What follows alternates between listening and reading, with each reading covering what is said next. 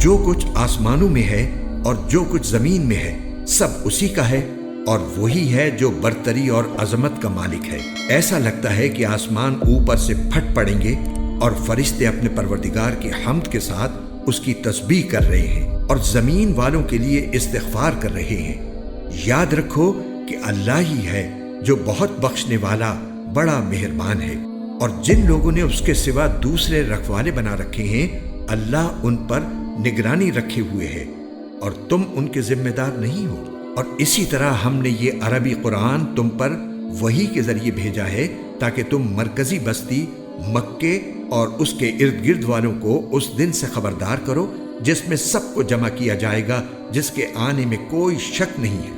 ایک گروہ جنت میں جائے گا اور ایک گروہ بھڑکتی ہوئی آگ میں، اور اگر اللہ چاہتا تو ان سب کو ایک ہی جماعت بنا دیتا، لیکن وہ جس کو چاہتا ہے اپنی رحمت میں داخل کرتا ہے، اور جو ظالم لوگ ہیں ان کا نہ کوئی رکھوالا ہے نہ کوئی مددگار۔ کیا ان لوگوں نے اس کو چھوڑ کر دوسرے رکھوالے بنا لیے ہیں؟